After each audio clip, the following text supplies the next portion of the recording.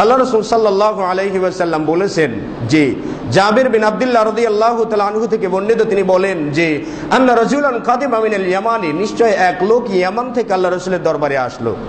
আল্লাহ রাসূলের দরবারে এসে আল্লাহ রাসূলকে জিজ্ঞাসা করলেন আন শারাবিন ইয়াশরাবুনাহু বিআরদিহিম মিনাজ জুরাত, তাদের ভূখণ্ডে একটা মদ সেবন করা হয় যেটাকে জুরাত বলা হয়। আল্লাহ রাসূল বললেন আওয়া মুসকিরুন হুয়া, আরে সেটা সেবন করলে কি নেশা হয়? লোকটি বললেন না ইয়া রাসূলুল্লাহ, জি নেশা হয়। আল্লাহ রাসূল সাল্লাল্লাহু আলাইহি ওয়াসাল্লাম বললেন কুল্লু মুসকিরিন খামারুন আও কুল্লু মুসকিরিন হারামুন, প্রত্যেকটা নেশার বস্তুই হারাম, প্রত্যেকটা নেশার বস্তুই হারাম। আল্লাহ রাসূল বললেন যে ইন্না আলাল্লাহি আহদান লিমান ইয়াশরাবিল মুসকিরা, আল্লাহ রাব্বুল আলামিন এই মর্মে অঙ্গীকার দিয়েছেন যে ব্যক্তি নেশার বস্তু পান করবে, মানে যেটা সেবন করলে নেশা হয় এমন জাতীয় বস্তু পান করবে, লাম ইয়াকবালিল্লাহু লাহু সালাত 40 সাবাহান, আল্লাহ সুবহানাহু ওয়া তাআলা তার 40 দিনের কোনো ইবাদত কবুল করবেন না। ফাইন তাবা তাবাল্লাহু আলাইহি, যদি সে আল্লাহ তাআলার দরবারে তাওবা করে থাকে তাহলে আল্লাহ তার তাওবা কবুল করবেন। ফাইন আদা ফি সানিয়া, যদি সে দ্বিতীয়বার এই নেশার বস্তু সেবন করে তাহলে লাম ইয়াকবালিল্লাহু লাহু সালাত 40 সাবাহান, আল্লাহ সুবহানাহু ওয়া তাআলা তার 40 দিনের ইবাদত কবুল করবেন না। দ্বিতীয়বারও যদি ফাইন তাবা তাবাল্লাহু আলাইহি, যদি সে দ্বিতীয়বার আল্লাহ তাআলার দরবারে তাওবা করে আল্লাহ সুবহানাহু ওয়া তাআলা তাওবা কবুল করবেন। ফাইন আদা ফি সালিসা, যদি সে তৃতীয়বার নেশার বস্তু সেবন করে লাম ইয়াকবালিল্লাহু লাহু সালাত 40 সাবাহান, 40 দিন যাবত আল্লাহ তাআলা তার ইবাদত কবুল করবেন না। তৃতীয়বার তাওবা করলেও আল্লাহ সুবহানাহু ওয়া তাআলা তার তাওবা কবুল করবেন। ফাইন আদা ফির রাবিআ, যদি সে চতুর্থবার নেশার বস্তু সেবন করে থাকে লাম ইয়াকবালিল্লাহু লাহু সালাত 40 সাবাহান, 40 দিন যাবত আল্লাহ সুবহানাহু ওয়া তাআলা তার ইবাদত কবুল করবেন না। ফাইন তাবা লাম ইয়াতুবিল্লাহু আলাইহি, যদি সে আল্লাহ রাব্বুল আলামিনের দরবারে তাওবা করে থাকে তাহলে আল্লাহ তাআলা তার তাওবাও কবুল করবেন না।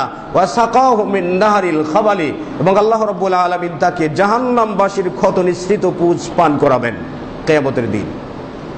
এখন নেশা কি খেলে হয়?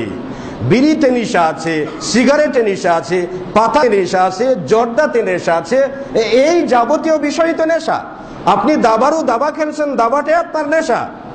একবার বিবিসি সংবাদে একজন শিল্পীর সাক্ষাৎকার নেওয়া হয়েছে, তো নাম বলছে না, সেই শিল্পী বলছেন যে গানটা আমার নেশায় পরিণত হয়েছে, যদি আমাকে গান থেকে আলাদা করা হয় তাহলে আমি বাঁচব না। এই দৃষ্টিতে তার যে ভাষ্য, তার যে বলা বক্তব্য, এই বক্তব্যকে যদি বাস্তবতার সাথে নিয়ে আসা হয় তাহলে তিনি যতদিন পর্যন্ত বাঁচবেন এবং যতদিন পর্যন্ত তিনি গান গেয়ে যাবেন ততদিন পর্যন্ত তার গান গাওয়াটাই মদ হিসেবে বিবেচিত হবে। আর মদের দুনিয়াবি শাস্তি হচ্ছে 80টি বেত্রাঘাত করা, 80টি পিটনে দিতে হয়।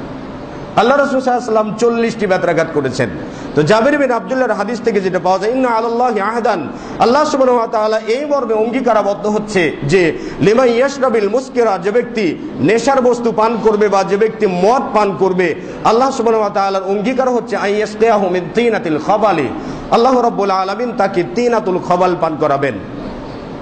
সাহাবায়ে কেরামগণ বললেন ইয়া রাসূলুল্লাহ মা তিনাতুল খাবাল, আরে তিনাতুল খাবালটা কি? আল্লাহ রাসূল সাল্লাল্লাহু আলাইহি ওয়াসাল্লাম বললেন আরাকু আহলিন নারি আও ইসারাতু আহলিন নার, তিনাতুল খাবাল হচ্ছে জাহান্নামবাসীর ক্ষতনিঃসৃত পুজ, ফুটন্ত পুজ, এটাকেই বলা হয় তিনাতুল খাবাল।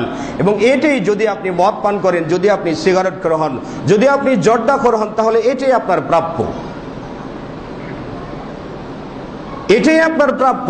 তাহলে ইন্নামাল খামারু ওয়াল মাইসির, নিশ্চয়ই মদ এবং জুয়া এগুলো এগুলো শয়তানের কাজ, এগুলো নাপাক, তাহলে এগুলোর থেকে বেঁচে থাকতে হবে। এখন আমাদের যুব সমাজ এমন ভাবে নেশায় আসক্ত হয়ে যাচ্ছে যে রাস্তাঘাটে চলতে দেখা যায় হয়তোবা বয়স তার 10 হয়েছে কি না জানা যায় না, কিন্তু তিনি 10 বছরের একটা বালক, তার হাতে সিগারেট, 10 বছরের একটা বালক, তার হাতে সিগারেট। আমরা কোন সমাজে বাস করি, কোন জায়গাতে বাস করি, কোন অবস্থান থেকে আমরা বলি যে আমরা আধুনিক, কোন অবস্থান থেকে আমরা বলি যে আমরা তথ্য প্রযুক্তির যুগে বাস করছি, কোন অবস্থান থেকে আমরা বলি যে আমরা আগেকার যুগ থেকে আমরা অনেক উন্নত। আমরা কিভাবে বলতে পারি? যেখানে 10 বছরের একটা শিশু সে মদ পান করে, 10 বছরের একটা শিশু সে ডান্ডি নিয়ে পড়ে থাকে, 10 বছরের লক্ষ লক্ষ শিশু এই ঢাকা শহরে পড়ে আছে, রাত দিন তারা শুধুমাত্র ডান্ডি নামক মদের উপরে পড়ে আছে, অথচ পুলিশের সামনে দিয়ে এগুলো হচ্ছে, সরকারের ছত্র ছায়ায় এগুলো হয়। কেন?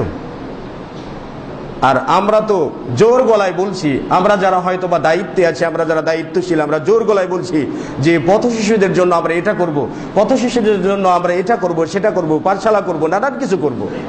কিন্তু কি করলাম আমরা? কি করলাম আমরা? গত